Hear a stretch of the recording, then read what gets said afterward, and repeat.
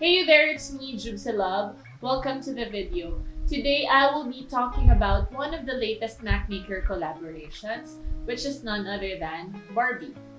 Now, if you're ready and excited like me, just keep on watching.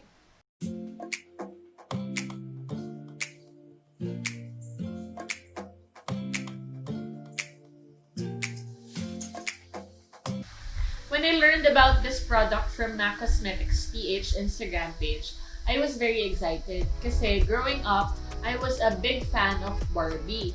And now, I'm a very big fan of MAC Cosmetics, especially their lipsticks.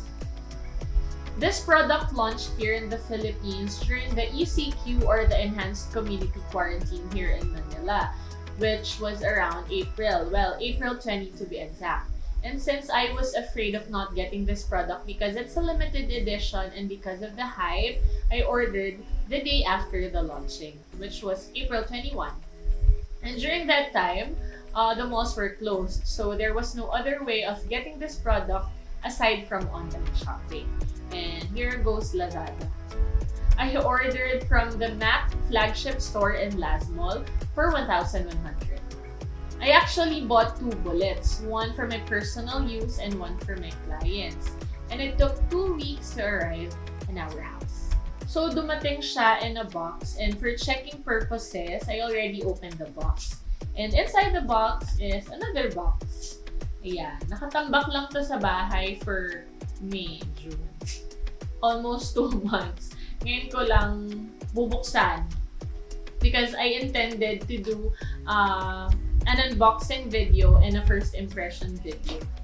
Originally, I wanted it to be uploaded sa Instagram TV, pero dito na lang sa YouTube. Ayan. As you see, it's a small MAC box na bubble wrap, and gusto ko na naka-bubble wrap kasi protected siya. Ayan. So, let's open it na.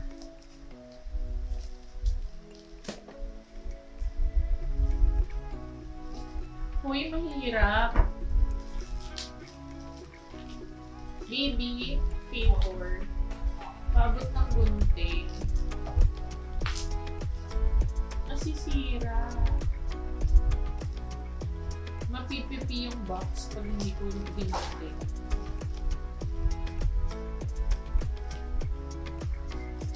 Recording pa ako. Here, there. Ayan. Thank you! Ayan, so gupitin na natin ang scotch tape. Ako lang ba o talagang nakaka-relax magputok-putok ng bubble wrap? Ayan, so ayan. Ang daming scotch tape. My goodness. Yan. Yan. Ito na siya. And there's another tape which says, do not accept if seal is tampered. Ayan. So, hindi siya tampered. Hindi pa siya nabubuksan. Very good.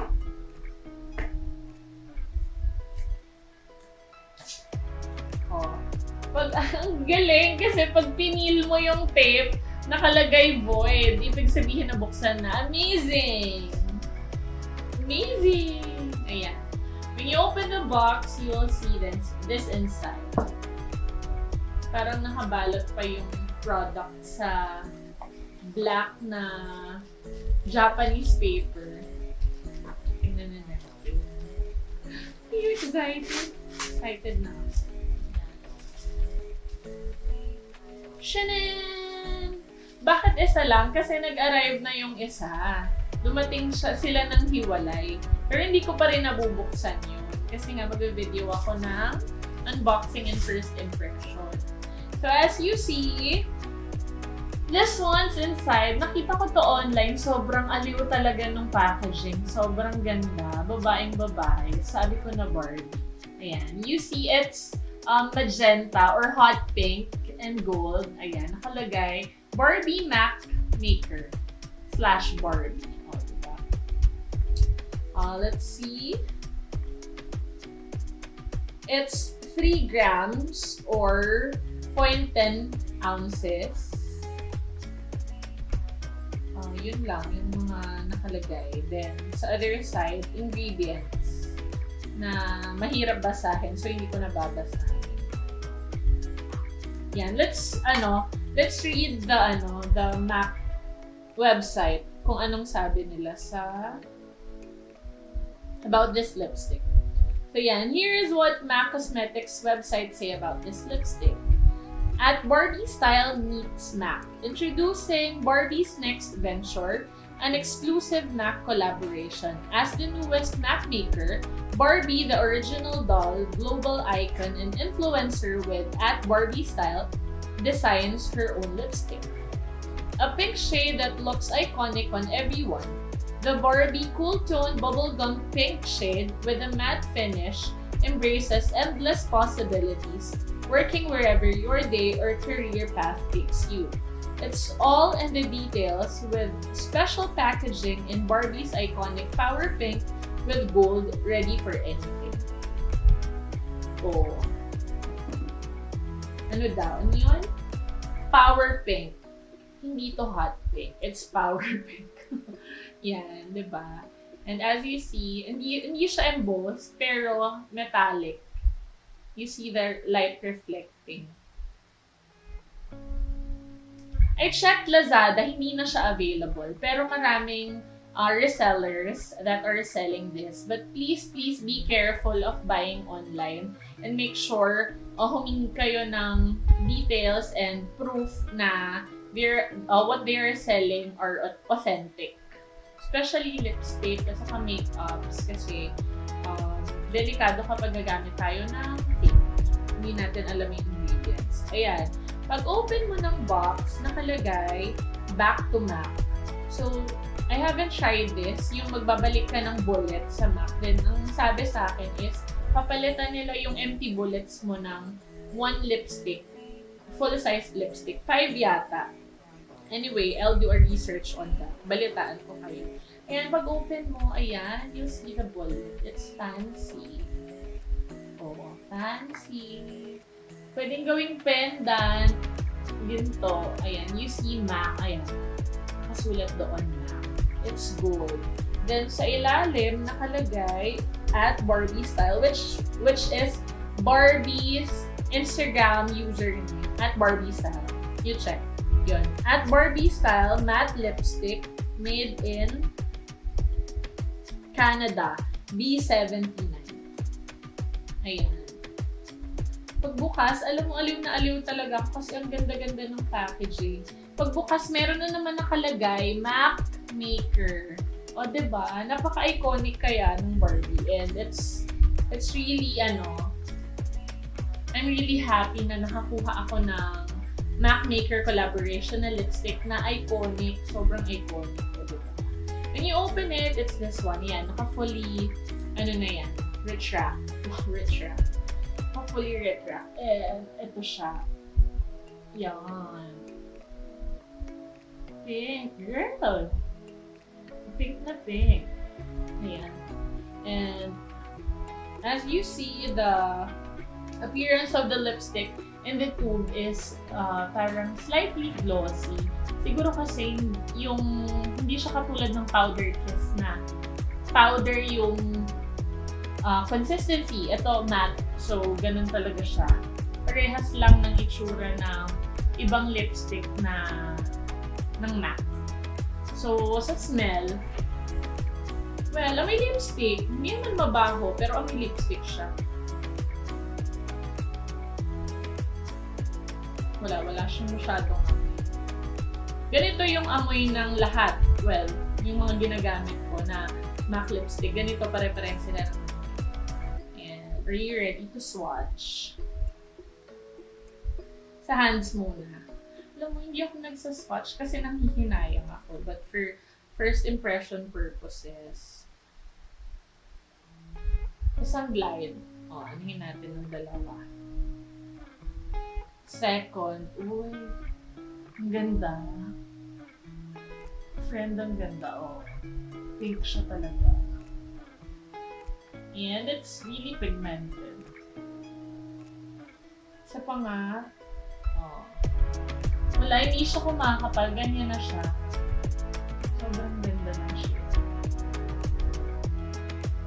And it's matte. Oo, yung finish niya matte talaga. Wala siyang sheen kahit konti. Which is I like. Ayoko nang nag-lipstick na may kinang or nang may shine kasi makapal na yung labi ko. So kapag mag-gloss ako na lipstick, parang lalong kakapal. Hindi sa akin bagay. Yun lang. So let's try it. Ayan. Buburin ko muna yung aking lipstick. I buy cotton pads from Miniso, yung marami. Kasi mas tipid. And what I will use sa pang-alis ng aking lipstick ay Nivea na Caring Eye Makeup Remover kasi effective din siya pang tanggal ng lipstick. Though the lipstick I used is parang blotted lipstick from Colourpop. Hindi ko sure kung madali ba siyang tanggalin kasi tinatanggal ko lang siya pag naliligo na ako. Ganun. Every time ginagamit ko.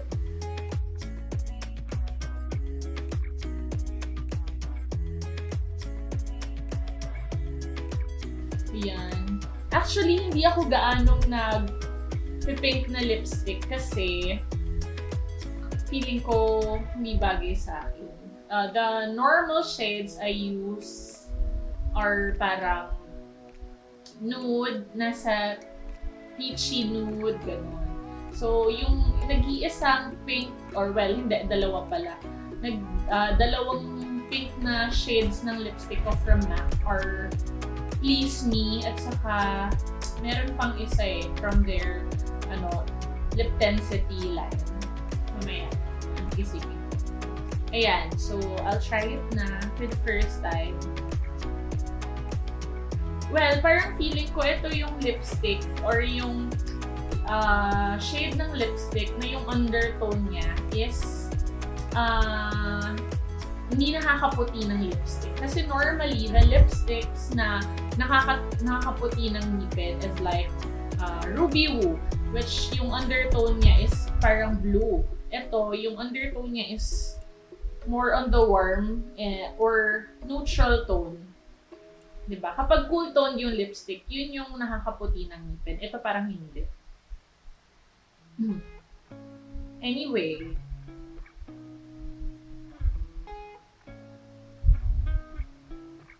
Doon pala sa ad ng MAC Cosmetics sa kanilang website and sa Instagram page ng MAC Cosmetics talaga na hindi PH. Yung lipstick, they use it sa lahat ng skin tone. So, even if you're morena or mestiza or nandun ka sa medyo chinita na sobrang puti, bagay daw to. Pero ako, for may perspective na lang.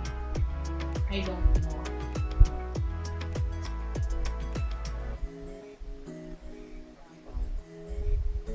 Sa unang glide sa labi, hindi ko alam kung dahil nag-lipstick ba ako kanina or dahil may konting oil yung bibig ko dahil sa makeup remover.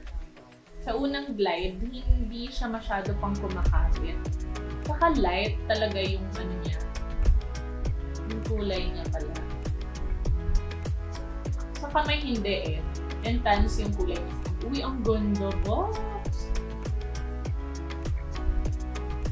Palan ko lang konti.